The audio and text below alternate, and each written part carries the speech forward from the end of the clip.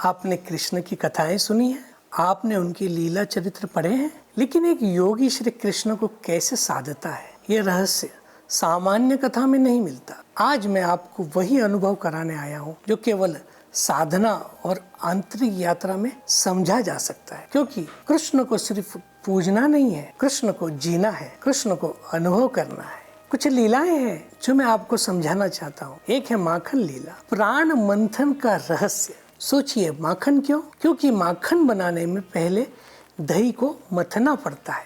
ये साधारण प्रक्रिया नहीं है, ये ध्यान का संकेत है। हमारा शरीर भी एक घड़ा है, इसमें प्राण बिखरे हुए दही की तरह फैले हैं। जब हम अपनी सांसों का मंथन करते हैं, धीरे धीरे लयबद्ध ध्यान मग्न होकर, तो बिखरी हुई ऊर्जा इकट्ठा होने लगती है और उसी क्षण भीतर से शुद्ध मक्खन निकलता है, जिसे हम कहते हैं कृष्ण प्राण। मंथन का रहस्य यही है। सांसों की रस्सी पकड़ो, धीरे धीरे गति दो, प्राण इकट्ठे होंगे और एक क्षण ऐसा आएगा जब भीतर ही भीतर श्री कृष्ण का स्वाद मिलेगा। यही है कृष्ण को साधना। एक और लीला है बांसुरी लीला, खोखलेपन की साधना। कृष्ण की बांसुरी क्यों मधुर लगती है? क्योंकि वो अंदर से खोखली है। अगर आप भी बांसुरी की तरह स्वयं को खोखला कर दे, अहंकार, वासनाएं, शिकायतें सब छोड़कर, तो कृष्ण स्वयं आपके भीतर प्राण स्वर भरेंगे। जब आप कानों को बंद करके मन को बाहरी शोर से हटाकर भीतर सुनते हैं, तो एक दिन अनहद नाद गूंज उठता है। वह नाद, वही धुन कृष्ण की बांसुरी की धुन है। यही है आत्मा को बांसुरी बनाना। एक और लीला है झूलन लीला, स्थित प्रज्ञता की साधना। श्री कृष्ण और राधा झूले पर झूलते हैं। ये केवल खेल नहीं है, ये जीवन का गूढ़ रहस्य है। झूला कभी सुख की ओर जाता है, कभी दुख की ओर जाता है। जीवन भी ऐसा है, कभी सुख, कभी दुख, कभी हानि, कभी लाभ।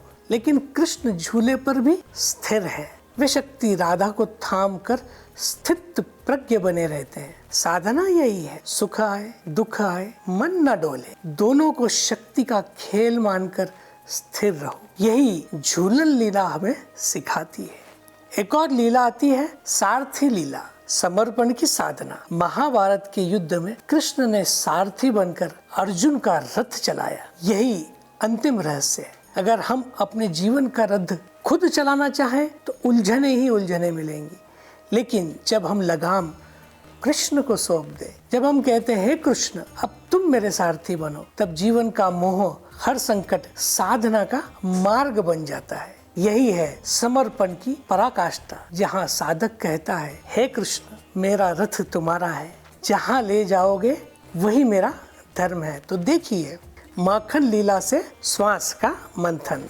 बांसुरी लीला से खोखलापन, झूलन लीला से स्थित प्रज्ञता और सारथी लीला से पूर्ण समर्पण। ये केवल कथाएं नहीं, ये ध्यान की कुंजियां हैं, कृष्ण को साधने के वास्तविक उपाय है। अगर आप इन क्रियाओं को अपनाएं तो कृष्ण केवल कथा में नहीं, बल्कि आपके श्वास में, आपके हृदय, आपके हर क्षण में प्रकट हो जाएंगे। तो आइए कृष्ण को साधने की यात्रा में साथ चले, क्योंकि कृष्ण बाहर नहीं, कृष्ण भीतर है। जय श्री कृष्ण।